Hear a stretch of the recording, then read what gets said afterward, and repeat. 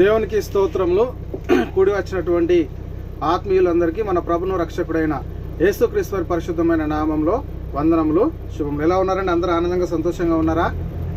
ఎందుకు మనం ఆనందంగా సంతోషంగా ఉండాలి? ఇప్పుడు మనం ఎక్కడ కూడి ఉన్నామండి? మనందరినీ ఆత్మలను కన్న తండ్రి అయిన దేవుని సన్నిధిలో మనం అందరం కూడి ఉన్నాం కాబట్టి మనం అందరము ఆనందంగా సంతోషంగా గడపాల్సినటువంటి సమయము. అయితే ప్రియులారా, ఈరోజు బైబిల్ గ్రంథంలో నుంచి ఒక చక్కటి అంశాన్ని నేర్చుకోవడానికి మనం ప్రయత్నం చేద్దాం. ముందుగా ప్రార్థన చేసుకొని మనం వాక్య భాగంలోనికి వెళ్ళిపోదాం. ప్రార్థన. స్తుతులకు పాత్రుడా, అత్యున్నతమైన సింహాసనం మీద ఆశ్రయుడైన మా ప్రియా పరలోకపు తండ్రి, మీ మహిమ గల పరిశుద్ధ గణనామానికి స్తుతులు స్తోత్రాలు చెల్లిస్తున్నాం.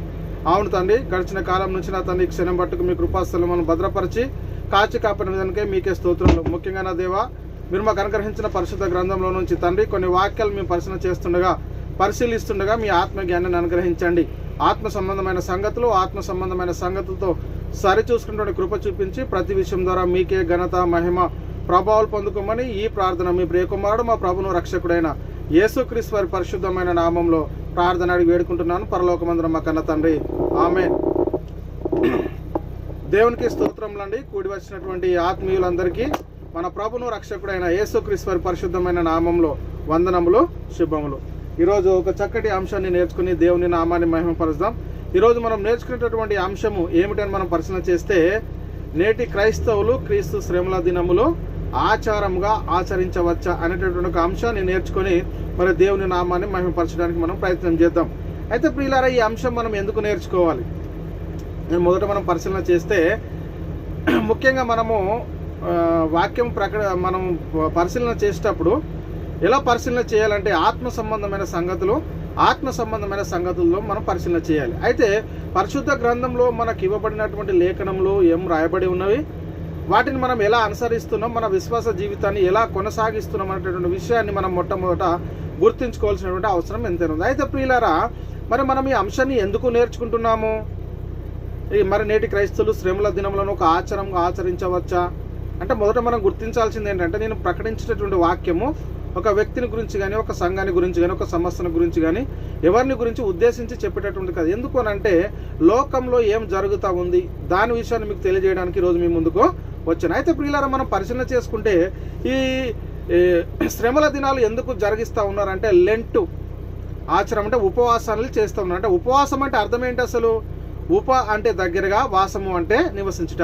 అంటే ఉపవాసం అంటే దేవునికి దగ్గరగా నివసించుట, దేవుని సన్నిధిలో ఉండుట, దేవునితో కలిసి సహవాసము చేయుట అని మనం మొట్టమొదట గుర్తుంచుకోవాలి. అయితే ప్రియులారా, మరి ఈ దేవునికి దగ్గరగా ఉండుట, దేవుని సన్నిధిలో ఉండుట, మరి దేవునితో సహవాసం కలిగి జీవించుట, ఇది ఒక్క పండుగ ఆచారంగానే ఆచరించాలా, లేక అనునిత్యం మనము దేవునితో సహవాసం కలిగి జీవించాలా అనేది మనం మొట్టమొదట గుర్తుంచుకోవాల్సినటువంటి అవసరం ఎంత ఉంది. అయితే ప్రియులారా, మనం మొట్టమొదట గుర్తుంచుకోవాల్సింది ఏంటంటే, ఈరోజు వాక్యాన్ని మనం పరిశీలన చేసుకుంటే ప్రియులారా, చాలా మంది ఇది ఒక ఆచారంగా ఆచరిస్తున్నట్టుగా మనకు కనబడుతుంది. ఎందుకు ఈ ఆచారంగా మనకు కనబడుతుందంటే, ఏదో కొద్ది ఈ 40 రోజులు ఎందుకు ఉపవాసం ఉంటా ఉన్నారంటే, బైబిల్ గ్రంథంలో మనం పరిశీలన చేస్తే 40 రోజులు యేసుక్రీస్తు వారు తన సువార్త ప్రారంభానికి ముందు, మరి బాప్తిసం తీసుకున్న తర్వాత కూడా 40 రోజులు ఉపవాసం ఉన్నారు.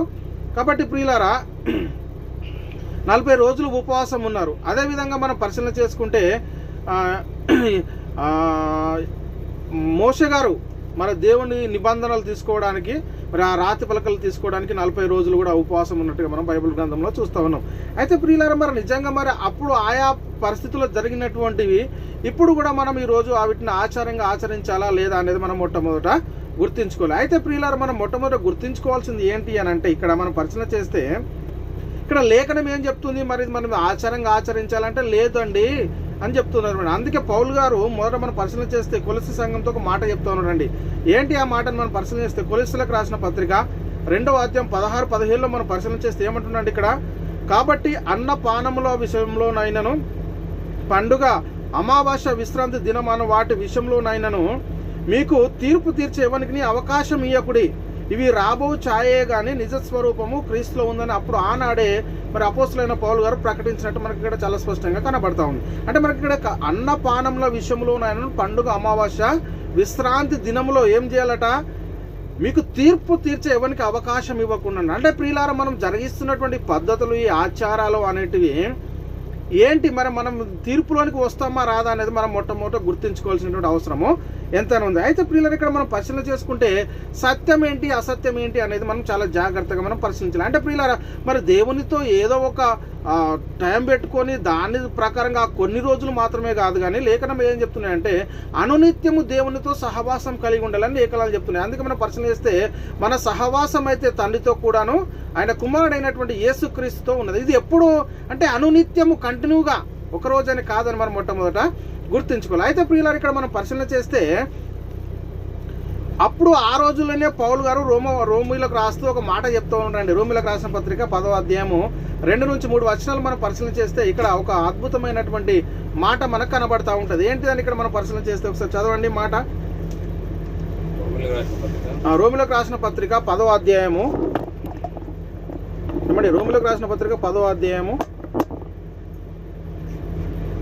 1-3 వచనాలు మనం పరిశీలన చేస్తే ఇక్కడ చాలా అద్భుతంగా రాయబడి ఉంది. ఏమంటున్నాడు? సహోదరులారా, ఇశ్రాయేలీయులు రక్షణ పొందవలనని నా హృదయాభిలాషయు వారి విషయమై నేను దేవునికి చేయు ప్రార్థనని అయి ఉన్నవి. వారు దేవుని యందు ఆసక్తి గలవారని వారిని గురించి సాక్ష్యం ఇచ్చుచున్నాను. అయినను వారి ఆసక్తి జ్ఞానానుసారమైనది కాదు. ఏలయనగా వారు దేవుని నీతి నెరగక తమ స్వనీతిని స్థాపించబోనుకొనుచు దేవుని నీతికి లోబడట్లేదు. ఒకసారి ఆలోచన చేయండి ప్రియ సహోదరుడా. అపోస్తులైన పౌలు గారు రోమా సంఘానికి ముందే చెప్తా ఉన్నాడు. వారి విషయంలో పౌలు గారు చింతిస్తూ ఉన్నాడు. ఎందుకు అంటే వీరు ఏమంటే సహోదరులు రక్షణ పొందాలన్న హృదయాభిలాష, నేను వారి కోసం దేవునికి ప్రార్థిస్తూ ఉన్నాను, కానీ వీళ్ళ ఆసక్తి ఉంది వీరికి. ఈ ఆసక్తి ఎలా లేదంట, జ్ఞానానుసారమైనటువంటి ఆసక్తి కాదు అని చెప్తున్నాడు. ఎందుకు అంటే వారు ఏలైనగా వారు దేవుని నీతిని ఎరగక తమ స్వనీతిని స్థాపించబోనుకున్నారు. అయితే పిల్లలు మనం పరిశీలన చేస్తే ఇక్కడ ఒక మాట ఆలోచన చేయండి.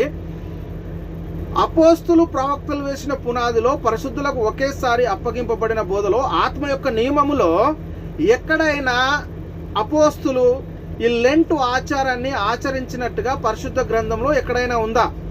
లేక యేసుక్రీస్తు వారు మృతి పొందిన తర్వాత, లేకపోతే మృతి పొందక ముందు ఎక్కడైనా నేను చనిపోతున్నాను, నేను చనిపోయిన తర్వాత ఈ లెంట్ డేస్ ఒక ఆచారంగా ఆచరించండి అని ఎక్కడైనా చెప్పినట్టుగా ఉందా? ఎక్కడ కూడా మనకు పరిశుద్ధ గ్రంథంలో కనబడదు. ఎందుకనంటే మనం చాలా జాగ్రత్తగా పరిశీలన, సాతాను మనల్ని ఎలా మోసపరుస్తూ ఉన్నాడు అనేది మొట్టమొదట మనము గుర్తుంచుకోవాలి. అంటే వీళ్ళకి దేవుని యందు ఆసక్తి లేదా?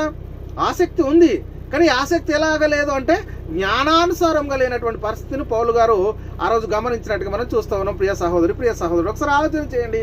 యేసుక్రీస్తు వారు శ్రమ పడినప్పుడు నా గురించి శ్రమ పడ్డాడని చెప్పాడా, లేక తండ్రి యేసుక్రీస్తును అభిషేకించి ఈ లోకానికి మన పాపంల నిమిత్తము ఈ లోకానికి పంపించాడు? అంటే యేసుక్రీస్తు పడినటువంటి శ్రమ ఎవరైనా ఇచ్చిందా, లేక తండ్రి మన పాపాల నిమిత్తము ఆ శిక్ష విధిని మరి ఆయన పైన వేశాడు అనేది మనం మొట్టమొదట గుర్తుంచుకోవాలి. అందుకే యేసుక్రీస్తు వారు ఈ లోకానికి వచ్చినప్పుడు మన పాపముల నిమిత్తం ఆయన శిలువ మరణం పొందబోయే ముందు తండ్రికి ఒక ప్రార్థన చేస్తూ ఉన్నాడు అండి. ఏమని చేస్తూ ఉన్నాడు? ఇక్కడ యోహాను సువార్త 18వ అధ్యాయం 11వ వచనంలో మనం పరిశీలన చేస్తే యేసుక్రీస్తును ఇక పట్టుకొని సిల్వాకు అప్పగించడానికి ఆ సిల్వ శ్రమలను మరి ఆయనను వేయడానికి తీసుకెళ్తున్నటువంటి పరిస్థితుల్లో అక్కడ మల్కు దగ్గరకు వచ్చినప్పుడు, వాళ్ళు యేసుక్రీస్తున్నప్పుడు మల్కు కత్తి తీసి నరికినప్పుడు అప్పుడు యేసుక్రీస్తు అంటున్నాడు, మల్కు కత్తి ఒరిలో పెట్టు అని చెప్పి ఇక్కడ చెప్తున్నాడు. తండ్రి నాకు అనుగ్రహించిన గిన్నెలోనిది నేను త్రాగకుందునని పేతురుతో అన్నాడు. పేతురుతో ఏమంటున్నాడు?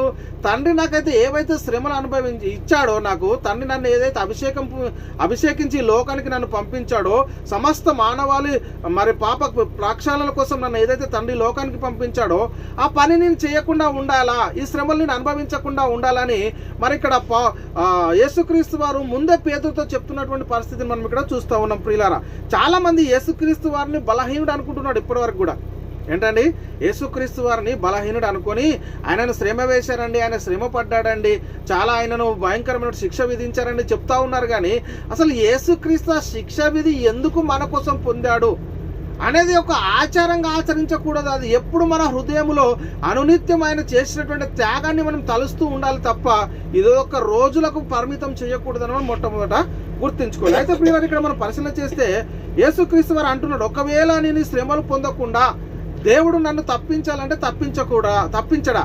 ఒకవేళ నేను వేడుకుంటే ఇప్పుడే తన సేన వ్యూహాలను పంపించి నన్ను రక్షించడా అని చెప్తున్నటువంటి మాట కూడా చూద్దాం. చూడండి, మత్తయి సువార్త 26వ అధ్యాయం 53, 54లో మనం పరిశీలన చేస్తే, ఈ సమయంలో నేను తండ్రిని వేడుకొనలేనని వేడుకొనిన ఎడల ఆయన 12 సేన వ్యూహంల కంటే ఎక్కువ మంది దూతలను ఇప్పుడే నాకు పంపడని నీవు అనుకొనిచున్నావా?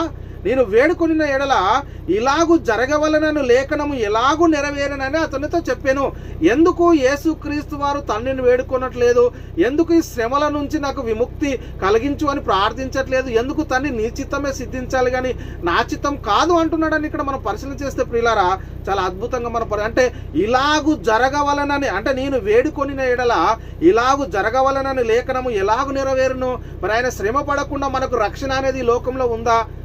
ఆయన హింస పడకుండా మనకి లోకంలో రక్షణ అనేది ఉందా అంటే ఎంత మాత్రం లేదు అని మనం మొట్టమొదట గుర్తించుకోవాలి ప్రియులారా. అందుకే ఇక్కడ నేను ఒకవేళ నేను వేడుకుంటే, ఈ శ్రమలను అనుభవించకుండా నేను వేడుకుంటే తండ్రి 12 సేన వ్యూహంల కంటే ఎక్కువ మంది దూతలు నాకు ఇప్పుడే పంపడు అంటాడు. అంటే ఒక్క సేన వ్యూహం అంటే ఎంత అండి? ఇక్కడ 6000 మంది. అందుకే ఇక్కడ మనం పరిశీలన చేస్తే ఇక్కడ 6000 ఇంటూ మనము ఇక్కడ మనం 12 చేస్తే, ఇక్కడ చేస్తే 12తో మనం గుణీకరిస్తే 72,000 దూతలను పంపి ఇప్పుడే నన్ను మరి రక్షించడా అంత స్పష్టంగా యేసుక్రీస్తు వారు చెప్తున్నటువంటి పరిస్థితిని మనం చూస్తూ ఉన్నాం. ఒకసారి ఆలోచన చేయండి ప్రియులారా, ఆయన మన పాపముల నిమిత్తం తండ్రి అభిషేకించి లోకానికి పంపించాడు. వచ్చినటువంటి ఆయన మనల్ని రక్షణలోనికి నడిపించడానికి, మనకు నిత్య జీవం అనుగ్రహించడానికి, మనల్ని పాపం నుంచి విడిపించడానికి ఆయన శ్రమ పడాలి. మన పాప శిక్ష అనేది ఆయన దేహం పైన వేయబడాలి, ఆఖరి రక్త బిందు వరకు ఆయన కార్చాలి అని తండ్రి మన కోసం అభిషేకించి ఆయన నీ లోకానికి పంపించాడు. అందుకే ప్రియులు ఇక్కడ చెప్తా ఉన్నాడు, యేసుక్రీస్తు వారు తండ్రికి ప్రార్థన చేస్తూ ఒక మాట చెప్తాడు. చూద్దామా ఈ మాట చూడండి, మత్తయి సువార్త 26:39 చదవండి ఒకసారి. 39వ వచనంలో, కొంత దూరం వెళ్ళి సాగిలపడి నా తండ్రి సాధ్యమైతే ఈ గిన్నె నా యొద్ద నుండి తొలగిపోనిమ్ము, అయినను నా ఇష్ట ప్రకారం కాదు గాని నీ చిత్త ప్రకారమే కానిమ్మని ప్రార్థన. ఒకసారి ఆలోచన చేయండి ప్రియ సహోదరి, ప్రియ సహోదరుడు, ఇక్కడ కొంత దూరం వెళ్ళి యేసుక్రీస్తు వారు తండ్రికి ప్రార్థన చేస్తున్నాడు. ఏమనంటే ఈ గిన్నె నా యొద్ద నుండి తొలగిపోనిమ్ము అంటాడు. గిన్నె అంటే అర్థం ఏంటి అంటే శ్రమలు, నేను పొందబోచున్న శ్రమల గురించి యేసుక్రీస్తు వారు ప్రార్థన చేస్తా ఉన్నాడు. అయితే ఈ గిన్నె నా యొద్ద ఆయన నా ఇష్టం ప్రకారం కాదు నీ చిత్తమే కానిమ్మని ప్రార్థించడం. నేను ప్రార్థిస్తున్నాను కానీ తండ్రి అది నా చిత్తం కాదు, నువ్వు ఏదైతే నాకు నిర్ణయించావో ఆ గిన్నెలోని నేను త్రాగకుండా ఉంటున్నా, ఆ గిన్నె శ్రమలు, ఆ శ్రమలు నేను అనుభవించాలి అని చెప్తున్నటువంటి పరిస్థితిని ఇక్కడ మనం చూస్తూ ఉన్నాం. అయితే ప్రియులారా, ఇంకా 42లో కూడా చెప్తున్నాడు, మరలా 2వ మారు వెళ్ళి తండ్రి నేను దీనిని త్రాగితేనే కానీ ఇది నా యొద్ద నుండి తొలగిపోవడం సాధ్యం కాని ఎడల నీ చిత్తమే సిద్ధించునుగా కానీ ప్రార్థన చేశాడు. ఆ శ్రమలు నేను అనుభవించాలని నీ చిత్తంగా ఉంది కదా తండ్రి, దాన్నే సిద్ధించు, ఆ ప్రకారమే నేను శ్రమలకు అప్పగింపబడతానని దేవునికి ప్రార్థించినట్టుగా యేసుక్రీస్తు వారు చాలా అంటే మనం లేఖనాలను పరిశీలన చేస్తున్నప్పుడు తండ్రి యొక్క చిత్తం ఏంటి, యేసుక్రీస్తు మనకి లోకానికి వచ్చి మనకు ఎలాంటి రక్షణను సిద్ధపరచడం, దాని యొక్క ప్రణాళిక ఏంటి, దేవుని యొక్క సంకల్పం ఏంటి అనేది మొట్టమొదట మనం గుర్తుంచుకోవాల్సినటువంటి అవసరం ఎంతైనా ఉంది ప్రియులారా. అందుకే ప్రియులారా, ఇక్కడ గిన్నె అంటే శ్రమలు పొందకుండా నేను ఉందని చెప్తున్నటువంటి విషయాన్ని మనం ఇక్కడ చూస్తాం. అయితే ప్రియులారా, యేసుక్రీస్తు వారు చెప్తూ ఉన్నారు కదా, ప్రవక్తల లేఖనాలు నెరవేరినట్లు ఇదంతా జరగాలి. ఎందుకు యేసుక్రీస్తు వారు శ్రమలు పొందాలి? ఎందుకు యేసుక్రీస్తు వారు మన అతిక్రమం బట్టి ఆయన మొత్తబడాలి? ఎందుకు ఆయన కురడాలతో కొట్టబడాలి? ఎందుకు ఆయనకు ముళ్ళ కిరీటం పెట్టబడాలి? ఇవన్నీ దేనికోసము అని ఒకసారి మనం పరిశీలన చేస్తే ప్రియులారా, ఇక్కడ మత్తయి సువార్త 26:56 ఒక మాట చెప్తాడండి. అయితే ప్రవక్తల లేఖనములు నెరవేరినట్లు ఇదంతయు జరగనని చెప్పాను. అప్పుడు శిష్యులందరూ ఆయనను విడిచి, అంటే ప్రవక్తల లేఖనములు ఏమని సెలవిస్తూ ఉన్నాయి, ఆయన ఎందు గురించి లోకానికి వస్తున్నాడని చెప్తా ఉన్నాయి, వచ్చినటువంటి ఆయన మన కోసం ఏం జరిగిస్తాడని చెప్తా ఉన్నాయి అనేది మనం ఇక్కడ మొట్టమొదట గుర్తుంచుకోవాలి. ఇక్కడ చూస్తే ప్రియులారా, ప్రవక్తలు యేసుక్రీస్తు వారి గురించి ఏం ప్రవచించారు అంటే ఇక్కడ యెషయా గ్రంథాన్ని మనం పరిశీలన చేస్తే యెషయా ద్వారా దేవుడు యేసుక్రీస్తు వారి లోకానికి వచ్చి ఏం చెయ్యాలి అనేది ఇక్కడ చెప్తా ఉన్నాడు. ఆయన ఏం జరిగిస్తాడు మన కోసం అనేది నేను చూస్తాను. చూడండి, ఇక్కడ యెషయా గ్రంథము 53వ అధ్యాయము 3 నుంచి 8 వచనాలు మనం చదువుకుంటే ఇక్కడ అద్భుతంగా కనబడతా ఉంటుంది. అంటే ఇక్కడ ఏమని రాయబడింది యేసుక్రీస్తు వారి గురించి అంటే, అతడు తృణీకరింపబడిన వాడాయను, మనుషుల వలన విసర్జించబడిన వాడు ఆయను, వ్యసనక్రాంతుడు గాను, వ్యాధి అనుభవించేవాడు గాను, మనుషులు చూడనుల్లని వాని గాను ఉండెను. అతడు తృణీకరించబడిన వాడు గనక మనము అతనిని ఎన్నిక చేయపోతిమి. నిశ్చయముగా అతడు మన రోగములను భరించెను, మన వ్యసనములను వహించెను. ఆయనను మొత్తబడిన వానిగాను, దేవుని వలన బాధింపబడిన వానిగాను, శ్రమ పొందిన వానిగాను ఘనమతని ఎంచితిమి అని చెప్తున్నాడు. చూడండి, ఇక్కడ మనం పరిశీలిస్తే చాలా అద్భుతంగా రాయబడి ఉంది. అంటే యేసుక్రీస్తు వారు ఎందుకోసము మన నిమిత్తం ఈ లోకానికి వస్తూ ఉన్నాడు? మన అతిక్రమలను బట్టి అతడు గాయపరచబడెను, మన దోషములను బట్టి నలగొట్టబడెను, మన సమాధానార్థమైన శిక్ష అతని మీద పడెను. అతడు పొందిన దెబ్బల చేత మనకు స్వస్థత కలుగుచున్నది. మనం అందరము గొర్రెల వలె త్రోవ తప్పితిమి, మనలో ప్రతి వాడును తనకిష్టమైన త్రోవకు తొలిగెను. యెహోవా మన అందరి దోషములను అతని మీద మోపెను. ఇది ఒకసారి ఆలోచించాలి. ఎందుకు యేసుక్రీస్తు వారు ఇంత శ్రమ పడాల్సి వస్తూ ఉంది అని అంటే, ముందే ప్రవక్తల లేఖనాలు నెరవేరాలని చెప్పాడు. ఏంటి ఆ ప్రవక్తల లేఖనాలు అంటే ఇక్కడ చెప్తా ఉన్నాడు, ఇక్కడ మనలో ప్రతివాడు తనకి ఇష్టమైన త్రోవను తొలిగెను, యెహోవా మన అందరి దోషమును అతని మీద మోపెను. అతడు దౌర్జన్యము నొందెను, బాధింపబడినను, అతడు నోరు తెరవలేదు. వదకు తేబడిన గొర్రె పిల్లయు బొచ్చు కత్తిరించి వానిడల గొర్రెయు మౌనముగా ఉండునట్లు అతడు నోరు తెరవలేదు. అన్యాయపు తీర్పు నొందినవాడై అతడు కొనిపోబడెను. అతడు జనముల అతిక్రమములను బట్టి మొత్తబడిన గదా, సజీవుల భూమిలో నుండి అతడు కొట్టివేయబడినని అతని తరములలో ఈ సంగతి ఆలోచించి వారు ఎవరు అని చెప్తున్నటువంటి విషయం. ఆ రోజే ఆయన తరము వచ్చేసప్పటికి కూడా ఆలోచన జరుగుతూ ఉంటుందా, యేసుక్రీస్తు వారు ఎందుకు ఈ లోకానికి రాబోతూ ఉన్నాడు అనే విషయాన్ని ఇక్కడ చాలా క్లుప్తంగా యెషయా ద్వారా దేవుడు ప్రవచించినట్టుగా మనకు కనబడతా ఉంది. ఎందుకు వచ్చాడండి? మన అతిక్రమములను, మన దోషములను బట్టి మన దోషములు అతని మీద మోపబడ్డాయి. అందుకే ఆయన మన కోసం అంత శ్రమ అనుభవించాడు. అనుభవించినటువంటి ఆ శ్రమకు ఇచ్చినటువంటి ప్రతిఫలాన్ని మనం పొందుకోవడానికి ప్రయత్నం చేయాలి, కానీ ఇంకా అది ఒక ఆచారంగా పెట్టుకొని శ్రమ పడుతూ రోధిస్తూ ఉన్నటువంటి పరిస్థితిని మనం చూస్తూ ఉన్నాం. ఎంతటి ఇప్పుడు యేసుక్రీస్తు ఎక్కడ ఉన్నాడో తెలియనటువంటి పరిస్థితుల్లో ఇంకా మనము ఎటువైపు చూస్తూ ఉన్నామంటే ఆయన ఇంకా సిలువ పైన చూస్తూ ఉన్నాం. ఆయన మృతులలో నుండి తిరిగి లేచి 3 లోకాల అధికారం కలిగి తండ్రి కుడిపార్శ్వం ఆసనాయి ఉంటే మనం ఇంకా ఆయనను ఎక్కడ చూస్తూ ఎక్కడ బాధపడుతున్నామండి? ఒకసారి ఆలోచన చేయండి ప్రియ సహోదరి, ప్రియ సహోదరుడా. ప్రియులారా, ప్రవక్తలు చెప్పిన మాటలు యేసుక్రీస్తు వారు కూడా తన శిష్యులకు జ్ఞాపకం చేశాడా, లేక ఊరికనే వచ్చి ఆయన శ్రమపరిచారా అనేది ఇక్కడ మనం పరిశీలన చేస్తే మత్తయి సువార్త 20వ అధ్యాయము 17 నుంచి 19 వచనాలు మనం పరిశీలన చేస్తే చాలా అద్భుతంగా రాయబడి ఉంది. ఏమంటున్నాడు? యేసు యెరూషలేమునకు వెళ్ళినై ఉన్నప్పుడు ఆయన 12 మంది శిష్యులను ఏకాంతంగా తీసుకుని పోయి మార్గమందు వారితో ఇట్లనెను, ఇదిగో యెరూషలేమునకు వెళ్ళుచున్నాము, అక్కడ మనుష్య కుమారుడు ప్రధాన యాజకులకును శాస్త్రులకును అప్పగింపబడును. వారాయనను మరణశిక్ష విధించి ఆయనను అపహసించుటకును, కొరడాలతో కొట్టుటకును, సిల్వ వేయుటకును అన్యజనులకు ఆయనను అప్పగింతురు. 3వ దినమున ఆయన మరలా లేచును. చూడండి, ఒకసారి ఆలోచన చేయండి. యేసుక్రీస్తు వారు తనకు జరగనై ఉన్నటువంటి శ్రమల గురించి ముందే చెప్పాడు. అక్కడ యెషయా ప్రవక్త ద్వారా తెలియజేశాడు. యేసుక్రీస్తు వారు కూడా తన సొంత మాటలు మన శిష్యులతో కూడా చెప్తా ఉన్నాడు. అయితే యెరూషలేమునకు వెళితే అక్కడ ఏం జరుగుతుందంటే, మనుష్య కుమారుడు ప్రధాన యాజకులు ఆయనను పట్టుకుంటారు, ఆయనకు అప్పగిస్తారు. ఆ వారు ఆయనను మరణశిక్ష విధిస్తారు, శ్రమ పడతారు. ఆయన అపహసించబడుటకు, కొరడాలతో కొట్టుటకును, సిలువ వేయుటకును జనులను ఆయనను అప్పగింతురు. చూడండి ప్రియులారా, కొరడాలతో కొట్టుటకును, ఆయనను హింసపడుటకును ఎవరికి అప్పగిస్తారు? జనులకు అప్పగించుతురు. 3వ దినమున ఆయన మృతి పొంది మరలా లేస్తానని చెప్పినటువంటి లేఖన భాగము మన దృష్టిలోనికి రావట్లేదు ఇప్పటికి కూడా. ఆ లేఖనాన్ని మనం పరిశీలించట్లేదు ఇప్పటికి కూడా అని మనం మొట్టమొదట గుర్తుంచుకోవాలి. అసలు యేసుక్రీస్తు వారు ఎందుకు ఈ లోకానికి వచ్చిన విషయాన్ని ఈరోజు మర్చిపోయారు ప్రియులారా.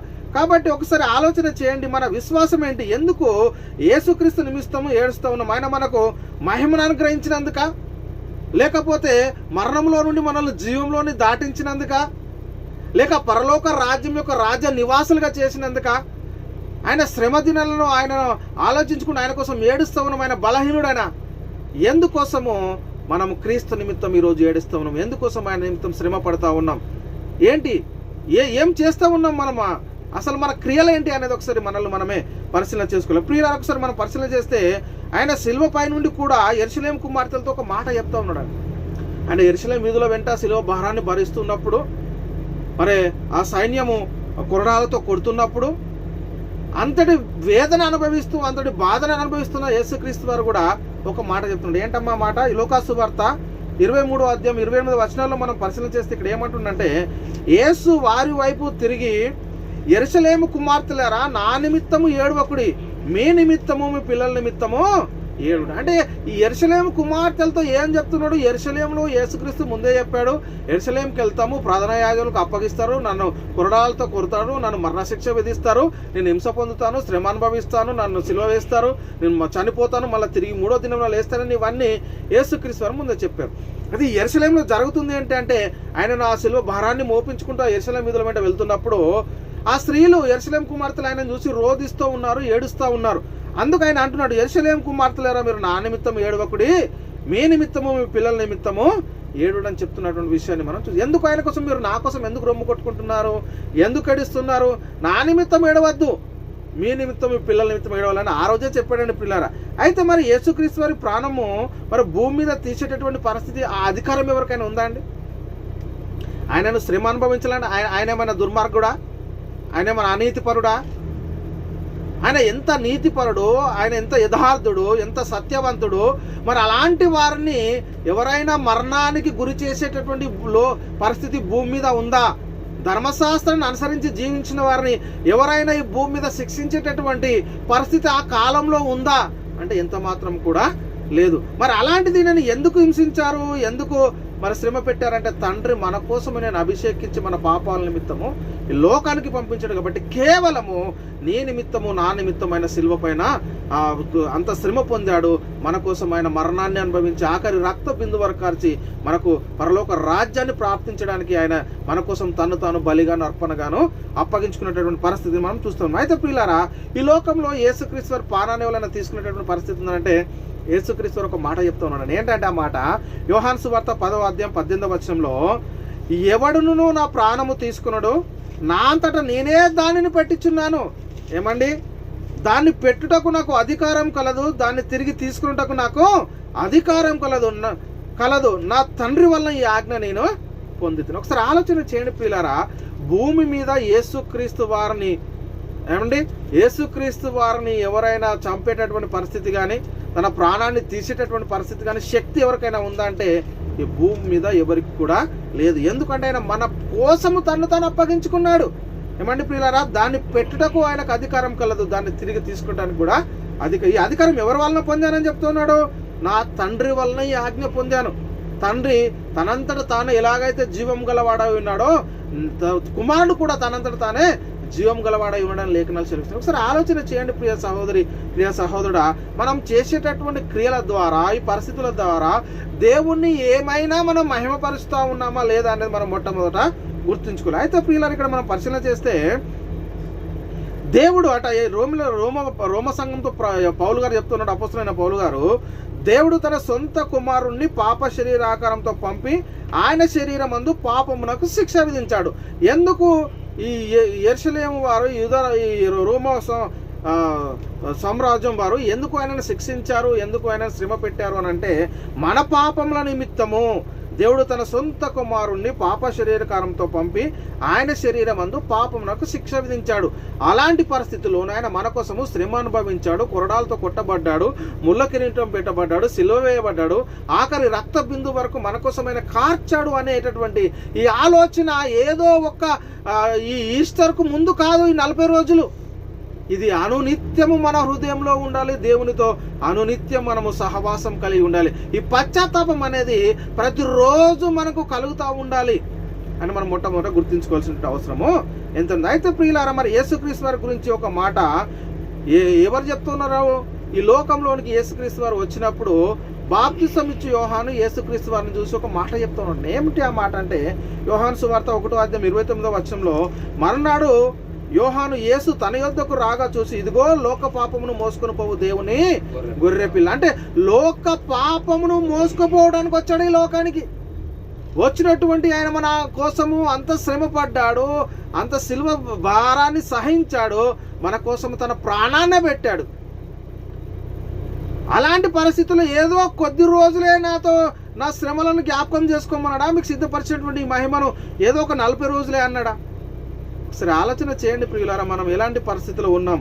కాబట్టి ప్రియులారా, ఇంకా యేసుక్రీస్తు వారు ఎందుకు ఈ లోకానికి వచ్చాడంటే పాపులను రక్షించుటకు యేసుక్రీస్తు లోకమునకు వచ్చిన వాక్యము నమ్మదగినదియు పూర్ణ అంగీకారమునకు యోగ్యం. ఆయన మనకు పాపాల నిమిత్తం వచ్చాడు కాబట్టి, దేవుడు ఆయనను అభిషేకించి లోకానికి పంపించాడు కాబట్టి, వచ్చినటువంటి ఆయన తన పనిని జరిగించాలి కాబట్టి ఆయన ముందే చెప్పాడు, నేను ఎరుసలేములోకి వెళ్తాను, మనిషి కుమారుని వాళ్ళు పట్టుకుంటారు, కురడాలతో కొడతారు, సిలువకు వేస్తారు, నన్ను శ్రమ పడతారు, నేను 3వ దినంలో మళ్ళీ చనిపోయి తిరిగి లేస్తానని చెప్పినటువంటి విషయాన్ని మనం గుర్తించాలి. ప్రియులరా, ఎందుకు వచ్చాడు అనేది మనకు అర్థం కావట్లేదు. ఈరోజు అర్థం కాక ఆయన కోసం ఏడ్పు పెడపు బాధ ఏది ఒక రోజు పెట్టాలా, ఈ 40 రోజులు అనేది ఏదో ఒక ఆచారంగా ఆచరించాల కాదు. ఆయన సిద్ధపరిచినటువంటి రక్షణ భయము అనేది మనకు అనునిత్యము ఆయన చేసినటువంటి త్యాగం అనేది మన హృదయంలో ప్రతిష్ఠించుకోవాల్సినటువంటి అవసరము ఎంతైనా ఉంది ప్రియులారా. కాబట్టి ఇక్కడ మనం పరిశీలన చేస్తే మరి ఇప్పుడు యేసుక్రీస్తు ఎక్కడున్నాడు? ఇంకా శ్రమ పడుతూనే ఉన్నాడా? ఇంకా బాధపడుతూనే ఉన్నాడా? ఇంకా యెరూషలేము వీధుల వెంటనే ఆయన శిలువ భారాన్ని మోపిస్తున్నారా? ఆయన మృతులలో నుండి తిరిగి లేచిన తర్వాత 3 లోకాల్లో ఆయనకు అధికారం అనుగ్రహించాడండి. మనకు అర్థమవుతుందా అండి ఒక మాట అంటే? ఆయన 3 లోకాల్లో అధికారం అనుగ్రహించబడ్డది ఆయనకు. పరలోకమందున్న వారిలో కానీ, భూమి మీద ఉన్న వారిలో కానీ, భూమి క్రింద ఉన్న వారిలో కానీ, ప్రతి వాని మోకాలు యేసునామమున వంగునట్లును, ప్రతి నాలుకయు తన అయిన దేవుని మహిమార్థమై యేసుక్రీస్తు ప్రభువుగా ఒప్పుకోవాలని లేఖనాలు మనం పరిశీలన చేస్తూ ఉంటే, ఆయనకు 3 లోకాల్లో అధికారం ఇవ్వబడతా ఉంటే, ఇప్పుడు మనం చేసినటువంటి క్రియల ద్వారా ఏమైనా ప్రయోజనం ఉందండి? సిద్ధపరిచినటువంటి రక్షణను మనం పొందుకొని ఆ రక్షణలో కొనసాగుతూ ఆయన వచ్చేంత వరకు మనకు ఒక నిరీక్షణ కలిగి ఉందని ఆ నిరీక్షణలో జీవించాలి తప్ప, ఇలా మనము ఒక ఆచారంగా ఆచరించడం ద్వారా ఏమి కూడా మనకు ప్రయోజనము లేదని మొట్టమొదట గుర్తుంచుకోవాలి. అయితే ప్రియులారా, పౌలు గారు చెప్తూ ఉన్నటువంటి మాటను మనం పరిశీలిస్తే అపోస్తలుడైన పౌలు గారు కొరింథీ సంఘంతో చెప్తా ఉన్నాడు. కొరింథీలకు రాసిన మొదటి పత్రిక 15, ఇక్కడ మనము 3-4 వచనాలు చూద్దాం. మొదటి నుంచి కూడా 5 వచనాలు చూసుకోండి. నేను 3-4 వచనాలు చెప్తున్నాను. నాకు ఇవ్వబడిన ఉపదేశం మొదట మీకు అప్పగించి అదేమనగా, లేఖనముల ప్రకారము క్రీస్తు మన పాపముల నిమిత్తము మృతి పొందెను, సమాధి చేయబడను, లేఖనం ప్రకారము 3వ దినంలో లేపబడ్డాడు. ఎందుకు యేసుక్రీస్తు వారు సమాధి చేయబడ్డాడు? ఎందుకు ఆ శిలువ బాధను భరించాడు అంటే నీ నిమిత్తము, నా నిమిత్తమే, మన పాపముల నిమిత్తమే. అందుకే లేఖనంలో ప్రకారం క్రీస్తు మన పాపముల నిమిత్తం ఏం చేశాడట? మృతి పొందాడు, సమాధి చేయబడ్డాడు, లేఖనం ప్రకారం 3వ దినమున లేపబడ్డాడని మనం మొట్టమొదట గుర్తించుకోవాలి. కాబట్టి ప్రియులారా, మృతుల నుండి యేసుక్రీస్తు తిరిగి లేచడం వల్ల జీవంతో కూడిన నిరీక్షణ. ఆయన లేవకపోతే, ఆయన శ్రమ పడకపోతే, ఆయన మన కోసం తను తాను బలిగాను అర్పణగాను అప్పగించుకోలేకపోతే మనకు జీవం అనేది లేదు. చూద్దాం అన్నమాట.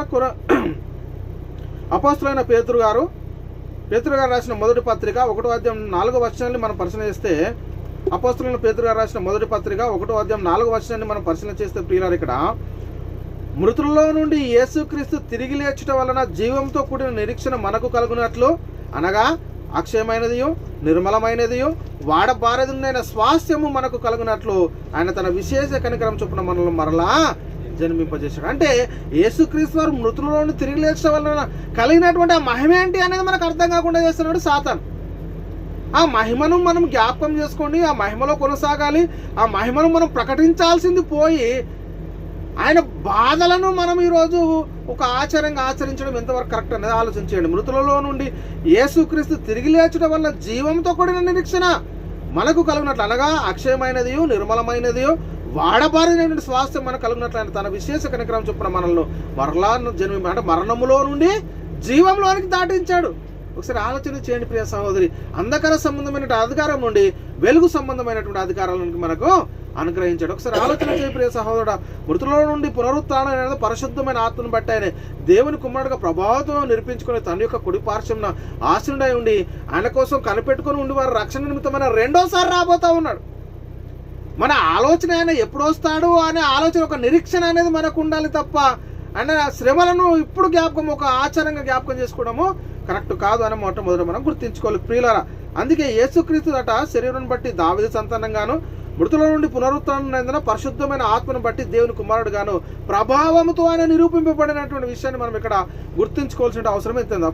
ప్రియులారా, అపోస్తలుల యొక్క విశ్వాసాన్ని మనం పరిశీలన చేస్తే, క్రీస్తును శరీర రీతిగా ఎరిగినను ఇక మీదట ఆయనను అలాగో, అంటే ఒకప్పుడు శిష్యులు ఆయనతో ఉన్నారు, ఆయన శరీర రీతిగా ఉన్నా ఆయనను చూసినా ఇప్పుడు ఏమంటున్నారంటే ఇక మేము అలాగ ఎరగము. ఎందుకు అంటే ఆయన ఇంకా మా కోసము శ్రమ అనుభవించట్లేదు, ఇంకా ఆయన మా కోసం యెరూషలేము వీధిలో పెంట సిల్వ భారాన్ని మోయట్లేదు, ఇంకా మాకు ఆ సిల్వ మీద ఆయన కనబడట్లేదు అని చెప్తూ మేము శరీర రీతిగా ఇక ఎరగము అని చెప్తున్నారు. చూద్దాం ఆ మాట. కొరింథీయులకు రాసిన 2వ పత్రిక, అపోస్తలుడైన పౌలు గారు కొరింథీయులకు రాసిన 2వ పత్రిక 5వ అధ్యాయం 16వ వచనంలో చదవండి ఒక మాట. కొరింథీయులకు రాసిన 2వ పత్రిక 5వ అధ్యాయం 16వ వచనం. కావున ఇక మీదట మేము శరీర రీతిగా ఎవరినైనను ఎరగము, మేము క్రీస్తును శరీర రీతిగా ఎరిగి ఉన్నాను, ఇక మీదట ఆయనను అలాగో ఎరుగము. వాళ్ళే చెప్తా ఉన్నారు మేము ఆయన శరీర రీతిగా ఎరగమని. అపోస్తులు ప్రభుతో ఉన్నటువంటి వారే. ఏమా మన విశ్వాసం ఏంటి ఒకసారి ఆలోచన చేయండి. మేము శరీర రీతిగా ఆయన జ్ఞాపకం చేసుకోము. ఎందుకు ఎలా జ్ఞాపకం చేసుకుంటారు? ఆయన మృతుల నుండి తిరిగి లేచి పరలోకంకి వెళ్ళి తండ్రి కుడిపార్శ్వం నుండి 3 లోకాల మీద అధికారం కలిగి ఉన్నాడు. ఆయన రాబోతూ ఉన్నాడు. ఆయన కోసం కనిపెట్టి రక్షణ నిమిత్తం రెండోసారి రాబోతూ ఉన్నాడు. వచ్చి మనల్ని తీసుకెళ్లి తండ్రికి అప్పచెప్తాడు. అది మేము విశ్వసిస్తున్నాం. కాబట్టి ఇక శరీర రీతిగా మేము ఆయనను ఎరుగమని చెప్తా ఉంటే మనం ఎక్కడ చూస్తాం? ఒకసారి ఆలోచన చేయండి ప్రియులారా, ఒకసారి ఆలోచన చేయండి. అందుకే ఆయన పరలోకానికి వెళ్ళి ఎక్కడ ఉన్నాడట? అపోస్తుల యొక్క విశ్వాసం ఏంటి? వారు ఎందుకోసం చెప్తా ఉన్నారు ఈ మాట? ఎందుకోసమైనా మేము శరీర రీతిగా ఎరగమని చెప్తా ఉన్నారంటే ఆయన పరలోకానికి వెళ్ళి దూతల మీదను అధికారుల మీదను శక్తుల మీదను అధికారం పొందిన వాడనై దేవుని కుడిపార్శ్వంలో ఉన్నాడు. ఇప్పుడు దేవునికి స్తోత్రం కలుగును. ఎలాంటి మహిమలో ఉన్నాడండి ఇప్పుడు యేసుక్రీస్తు వారు? ఆలోచన చేయండి ప్రియ సహోదరి, ప్రియ సహోదరుడు. ఇక్కడ చూస్తే పేతురు గారు రాసిన 1వ పత్రిక 3వ అధ్యాయము 22వ వచనంలో మనం పరిశీలన చేస్తే, పేతురు గారు రాసిన 1వ పత్రిక 3వ అధ్యాయం 22లో ఆయన పరలోకానికి వెళ్ళి దూతల మీదను అధికారుల మీదను శక్తుల మీదను అధికారం పొందిన వాడై దేవుని కుడిపార్శ్వమున ఉన్నాడు. చూడండి ప్రియులారా, ఆయన దేవుని కుడిపార్శ్వమున ఉండి ఆ 3 లోకాల్లో ఆయనకు అధికారం పొంది ఉంటే మనం ఆయన ఎక్కడ చూస్తూ ఉన్నామండి? ఎలాంటి పరిస్థితులు ఉన్నాం? ఈ మాట ఫిలిప్పీయులకు రాసిన పత్రిక ఎక్కడ కనబడుతుందండి? ఇంకొక మాట మనం పరిశీలన చేస్తే 3వ అధ్యాయంలో 9 నుంచి 11 వచనాలా అండి. ఇక్కడ మనం ఒకసారి పరిశీలన చేయండి ప్రియులారా, ఎలాంటి మహిమలో మనం ఉన్నాము అంటే ఈ మాట చెప్తున్న ఆయన మృతి పొంది పరలోకానికి వెళ్ళి దూతల మీదను అధికారుల మీదను శక్తుల మీదను అధికారం పొందిన వాడై దేవుని యొక్క కుడిపార్శ్వమున. ఎంతటి మహిమలో ఉన్నాడని 3 లోకాల్లో ఆయనకు అధికారం అనుగ్రహించబడింది. ఇంకా మనం పరిశీలన చేస్తే పేతురు గారు రాసిన 1వ పత్రిక 3వ అధ్యాయం 22లో కూడా ఆయన పరలోకానికి వెళ్ళి దూతల మీదను అధికారుల మీదను శక్తుల మీదను అధికారం పొందినవాడే దేవుని కుడిపార్శ్వంలో ఉన్నాడు. అదేవిధంగా అపోస్తల కార్యములు 2:33లో కూడా కాగా ఆయన దేవుని కుడిపార్శ్వమునకు హెచ్చింపబడి పరిశుద్ధాత్మను కూర్చున్న వాగ్దానము తండ్రి వల్ల పొంది మీరు చూచి వినిచిన దీన్ని కూర్చుని. ఇప్పుడు ఎక్కడున్నాడు?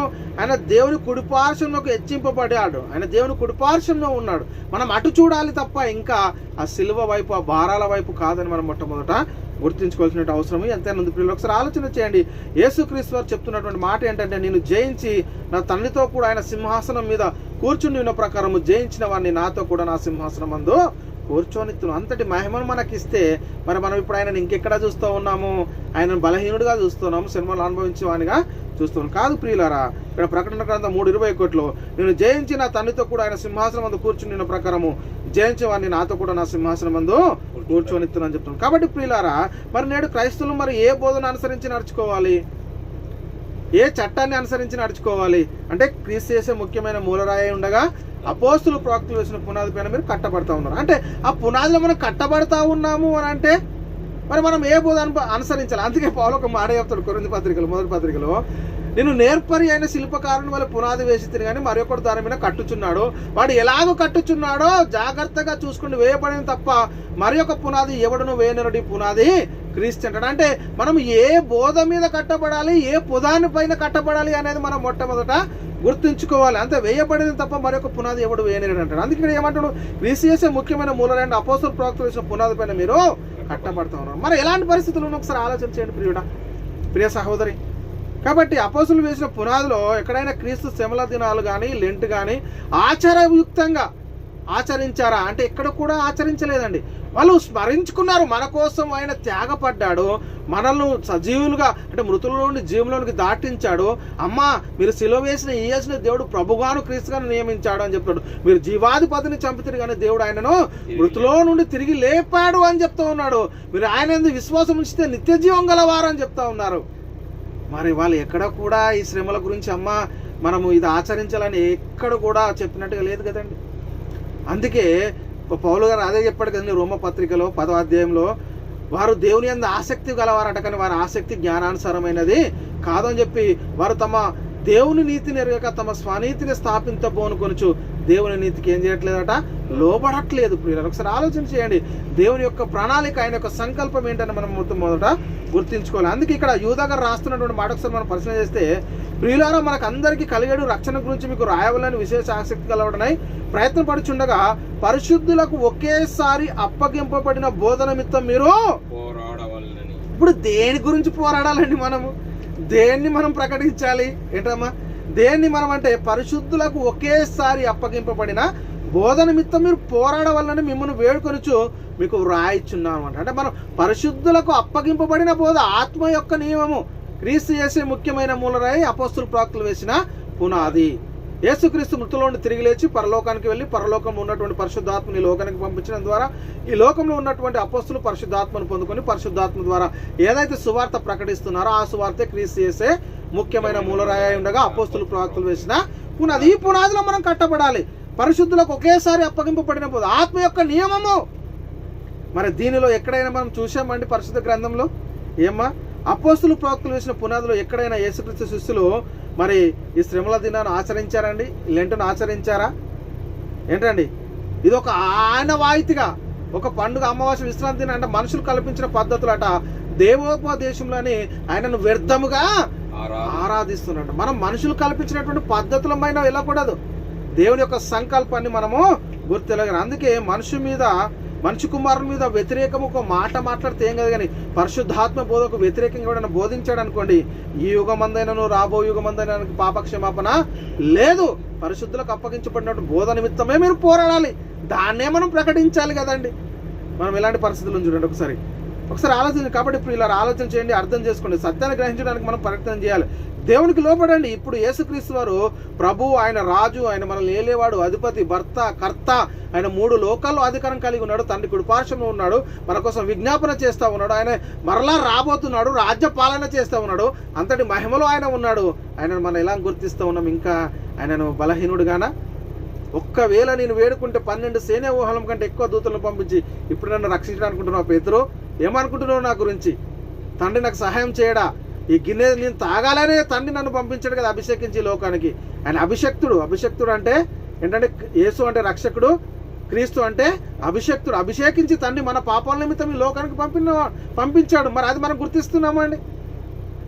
ఆయన మెస్సయ్యగా, అభిషక్తునిగా, క్రీస్తుగా ఈ లోకానికి పంపబడ్డాడు. మన ఆలోచన చేయండి, లేఖనాలను పరిశీలన చేయండి ప్రియులారా. ఆయన పరలోకానికి వెళ్ళి దూతల మీద, అధికారుల మీద, శక్తుల మీద అధికారం పొందిన వాడు దేవుని కుడిపార్శ్వంలో ఉంటే మనం ఎక్కడ చూస్తూ ఉన్నామమ్మా? అందుకే తను ఎందరు అంగీకరించిన వారందరికీ తన నామందు విశ్వాసం ఉంచే వారికి దేవుని పిల్లలకి ఆయన అధికారం అనుగ్రహిస్తే, ఆయన బలహీనులుగా చూస్తూ ఆయన శ్రమ దినాలను ఒక ఆచారంగా ఆచరించుకుంటూ ఏదో మనం చేసే క్రియల ద్వారా ఆయన మన మహిమ పొందుతాడండి. ఆ అనునిత్యం ఆ భయము అనేది మనలో ఉండాలి ప్రతి క్షణము.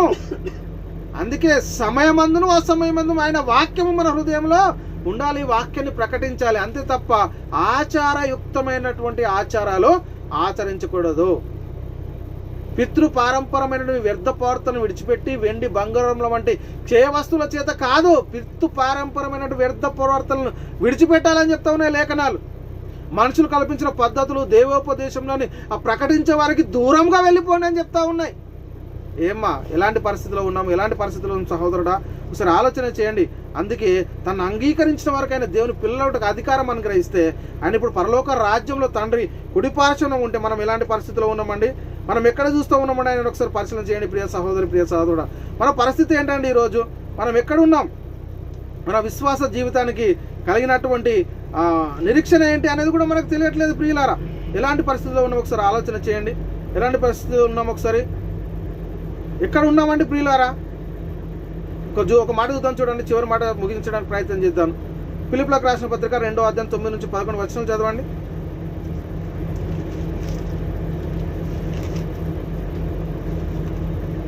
తొమ్మిది నుంచి 12 వచనాలు. అపోస్తలుడైన పౌలు గారు ఫిలిప్పీయులకు రాసిన 2వ పత్రిక 9 నుంచి 12 వచనాలు మనం పరిశీలన చేసుకొని ముగించుకుందామండి. ఆయన ఏమంటాడు? అందుచేతను పరలోకమందున్న వారిలో గాని అందుచేతను పరలోకమందున్న వారిలో గాని భూమి మీద ఉన్న వారిలో గాని భూమి క్రింద ఉన్న వారిలో గాని ప్రతి వాని మోకాలు యేసు నామమున వంగునట్లు ప్రతి వాని నాలుకయు తండ్రి అయిన దేవుని మహిమార్థమై యేసుక్రీస్తు ప్రభువు అని ఒప్పుకొనున్నట్లును దేవుడు ఆయనను అధికముగా హెచ్చించి ప్రతి నామమునకు పైనామము ఆయనకు అనుగ్రహించెను.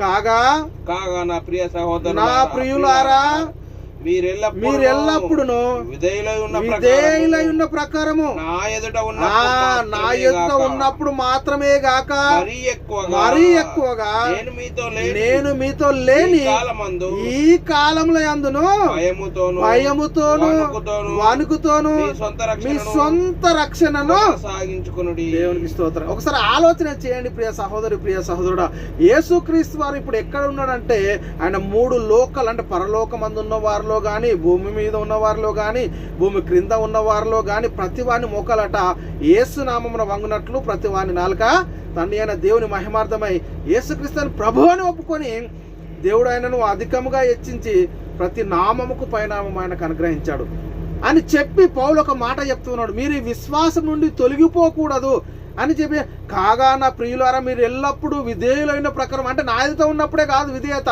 అని చెప్పి, నా ఎదుట ఉన్నప్పుడు మాత్రమే కాక మరీ ఎక్కువగా నేను మీతో లేని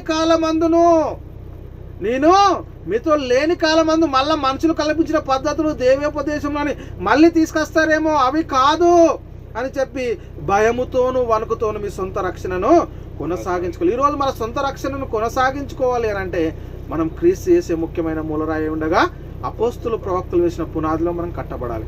అలా కట్టబడకపోతే, అలా లేకపోతే మనము ప్రభులో లేని వారం. అందుకే యూద ఎప్పటి కదండి, పరిశుద్ధులకు ఒకేసారి అప్పగింపబడిన బోధ నిమిత్తం ఏం చేయాలని అన్నాడండి, పోరాడాలి మనం. కాబట్టి ఆలోచన చేయండి ప్రియులారా, అంటే మరి నేటి క్రైస్తవులు ఈ లెంటు అని, శ్రమల దినాలని, క్రీస్తు శ్రమల ధ్యానాలని ఇలా ఒక్కొక్కరు ఒక్కొక్క విధంగా మరి పాటిస్తూ ఈ 40 రోజులు ఉపవాసం ఉంటున్నారు. ఈ ఉపవాసం ఎలా ఉంటున్నారు, మళ్ళీ ఒక పూట అన్నం తింటున్నాడు, మధ్యలో కొంతమంది ఛాయ్ తాగుతూ ఉన్నారు, కొంతమంది టిఫిన్ చేస్తూ ఉన్నారు. ఏమ్మా, ఒకవేళ మనం పరిశీలన చేస్తే ఈ ఉపవాసం గురించి నిజంగా పరిశీలన చేస్తే ధర్మశాస్త్రం అమలు ఉన్న కాలంలో యేసుక్రీస్తు వారు కానీ అంతకుముందు చేసిన వారు కానీ అన్నపానములు మానివేశారు. ఇక ఏంటండి, ఏమి కూడా తినలేరు, 40 రోజులు ఏమి కూడా తినలేరు. కాబట్టి ఒకసారి ఆలోచన చేయండి ఇప్పుడు మన పరిస్థితి ఏంటి అంటే రోమిలకు రాసిన పత్రిక 8వ అధ్యాయము 12-13 మనము ఈ మాట చదువుకొని ముగించుకోవడానికి ప్రయత్నం చేద్దామండి. కాబట్టి సహోదరులారా, శరీరానుసారముగా ప్రవర్తించుటకు మనము శరీరముకు రుణస్థులము కాము. మీరు శరీరానుసారముగా ప్రవర్తించిన ఎడల చావవలసిన వారైందురు గాని ఆత్మచేత శరీర క్రియలను చంపిన ఎడల జీవించారు. ఇప్పుడు ఒకవేళ మనం దేవునితో సహవాసం కలిగి ఉండాలంటే ఈ అన్నపానములు మానివేసి ఈ ఉపవాసాలు ఉండటం ద్వారా కాదు కానీ ప్రియులారా, ఆత్మచేత మనము శరీర క్రియలను చంపాలి. ఆత్మచేత శరీరాన్ని మనం లోపరుచుకోవాలి. మనం గుర్రాములు లోపడాలంటే దానికి కళ్యాలు వేస్తాం, దానికి గంతలు కడతాం. అదేవిధంగా మన శరీరాన్ని ఈ లోకం నుంచి రక్షించుకోవాలంటే ఆత్మచేత దాన్ని చంపాలి. అంతే తప్ప శరీరాన్ని బలహీనపరచుకోవడం ద్వారా ఎప్పుడు సాయంత్రం అవుతుంది, ఎప్పుడు తినాలి, ఎప్పుడు సాయంత్రం అవుతుంది, ఎప్పుడు తాగాలనేటువంటి ఆలోచనే ఉంటుంది కానీ దేవుని ఎడల ధ్యానము అనేది ఉండదు. ఒకసారి ఆలోచన చేయండి ప్రియులారా, మనం ఆచరిస్తున్నటువంటి ఆచారము మరి బైబిల్ అనుసారమా కాదా అనేది ఒకసారి ఆలోచన చేసి మరి సత్యానికి లోబడి మరి నేటి క్రైస్తవులు ఈ శ్రమల దినంలోనూ ఒక ఆచారంగా ఆచరించవచ్చా, లేక క్రీస్తు మన కోసము అనుభవించినటువంటి ఆ శ్రమలను మనం జ్ఞాపకం చేసుకుంటూ అనునిత్యము దేవునితో సహవాసం కలిగి జీవిస్తూ మన సొంత రక్షణను భయముతో వణుకుతో కాపాడుకోవాలనేది ఆలోచన చేసి సత్యాన్ని గ్రహించండి. అంటే లేఖనాలను పరిశీలించండి, మనుషులు కల్పించిన పద్ధతులు కాదు కానీ దేవుడు మనకేమిచ్చాడో దాన్ని గ్రహించి ఈ చెప్పిన వాక్యాన్ని ఒకసారి పరిశీలన చేయండి. పరిశీలన చేసి పరిశోధించి మరి విన్నటువంటి వాక్యం ద్వారా మనం ఎంతవరకు గ్రహించగలమని ఒకసారి ఆలోచన చేయమని మరి చెప్పబడినటువంటి వాక్యము దేవుడు మనందరి హృదయంలో నీరు కట్టి ఫలింపజేయను గాక. సహోదరులారా, మేము ప్రకటిస్తున్న ప్రతి ఒక్క ప్రసంగం యూట్యూబ్ ఛానల్లో అప్లోడ్ చేయబడుతుంది. యూట్యూబ్ చర్చ్లో బైబుల్ విజ్డమ్ అకాడమీ బెహ్రన్, అదేవిధంగా BW అకాడమీ మీరు సెర్చ్ చేసినట్టయితే మేము మాట్లాడిన ప్రతి మాటలు మీరు వినవచ్చు. మీరు ఆత్మీయంగా బలపడాలి అని అంటే, నిజంగా సర్వసత్యంలో నడవాలి అని అంటే మా యూట్యూబ్ ఛానల్లో చాలా ఆత్మీయమైనటువంటి ఆహారం మీకు దొరుకుతుంది, ఆత్మీయటువంటి వాక్యం మీకు సిద్ధపరచబడి ఉంది. కాబట్టి మీరు చూడండి, సబ్స్క్రైబ్ చేసుకోండి, అనేకులకు షేర్ చేయండి. మీరు కూడా మా పరిచర్యలో పాలి భాగస్తులు కాగలరు. మాట్లాడిన ప్రతి మాట దేవుడు మనందరి హృదయం నీరుకట్టి ఫలింపజేయను గాక. ఆమెన్. తండ్రి అయిన దేవుడు మీ అందరికీ తన కృపను కనికరాన్ని అనుగ్రహించును గాక. ఆమెన్. చెప్పబడిన వాక్యము దేవుడు దీవించి ఆశీర్వదించును గాక. అందరికి వందనాలండి. దేవునికి స్తోత్రము.